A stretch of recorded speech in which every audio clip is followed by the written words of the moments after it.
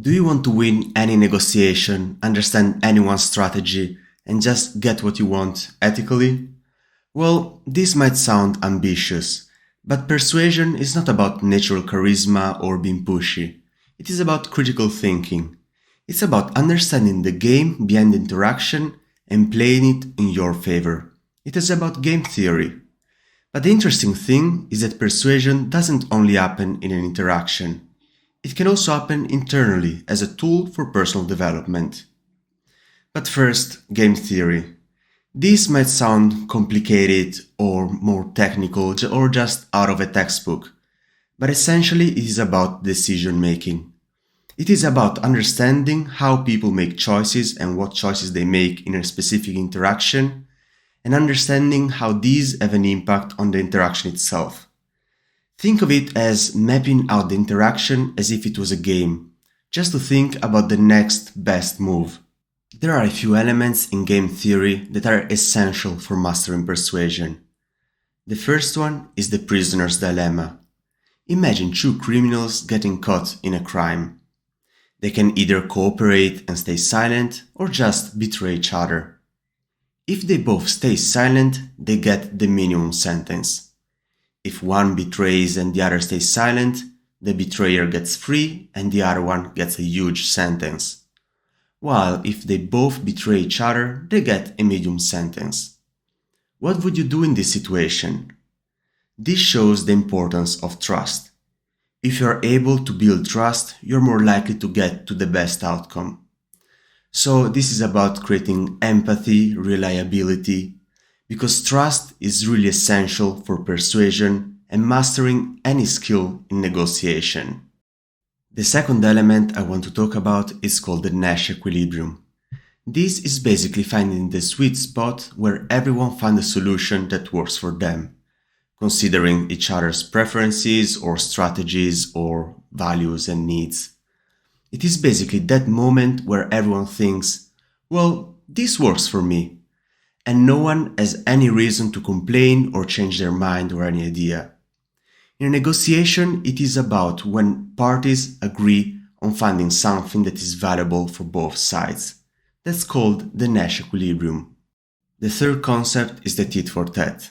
It actually has different names, but the concept is always the same and it's very simple. You start by cooperating, and then you do exactly what the other person did the last time. If they cooperate, you cooperate. If they betray, you betray. This is a powerful tool to actively build trust and cooperation. And if you think about it, you can even apply it to your own life. Imagine a task that you completed that you've been postponing for a long time. Then you can reward yourself with like a treat or a break. You can use this tool even to build better relationships by creating kindness loops. So think about, how do you treat others? Do you always reply to kindness with more kindness? Reciprocity is at the base of building positive relationships. Now, there are different ways you can apply this to your own life. In a negotiation, it is about understanding the priorities and next moves of the other person. If you're discussing for a salary, research the industry standards. Research your company's, what it wants or the needs, and also be ready to make strategic concessions. By understanding their next move, you can design your own strategy. When it comes to sales, it's not about pushing your product. It is about understanding your customer needs and wants, and demonstrating how your product can solve a real issue. So if, for example, your customer is more risk avoidant, be ready to present to him testimonials and guarantees. In sales, it's also a process that happens internally, but in this case, the customer is you.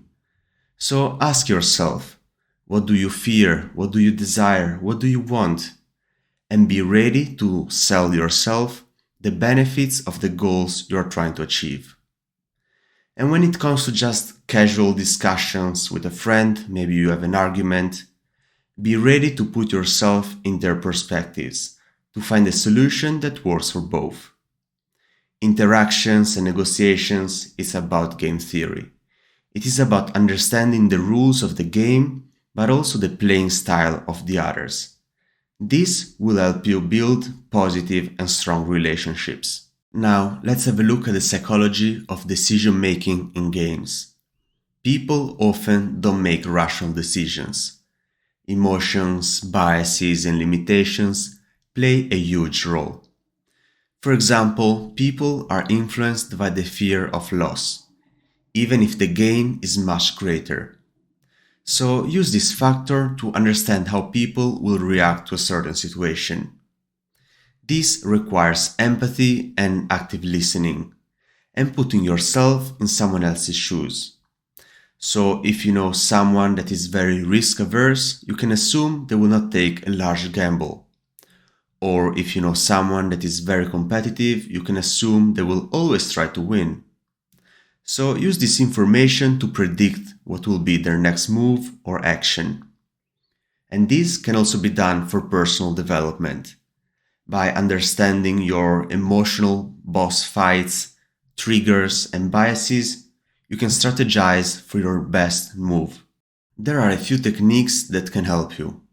First of all, set the stage, because the environment you create can have a huge impact on the outcomes of an interaction. So, for example, go for a coffee meeting that can be more informal and comfortable to create trust and a positive relationship, rather than just going to a boring or empty office. When it comes to personal development, this can be about gamifying your workspace by creating an environment that is motivating, with visuals and tracking the progress, rewards, and systems with challenges and other point systems. The second idea is framing your arguments, because the way you present your ideas have a huge impact. So frame your arguments according to your audience's needs, priorities, or values. For example, instead of saying, "That's a bad idea," you can say something like, "Let's work together to make this idea even better." And when it comes to personal development, this could be about framing your goals in a way that seems like quests or challenges. And the third technique is all about rewards. What motivates your audience? Maybe it's about a financial goal or reward, or about personal development. For example, give a public praise to someone who did a great job. This could be a great motivator. And for personal development, think about what motivates you. Is it something small or big? Could be a coffee break, or going out for dinner, or a treat.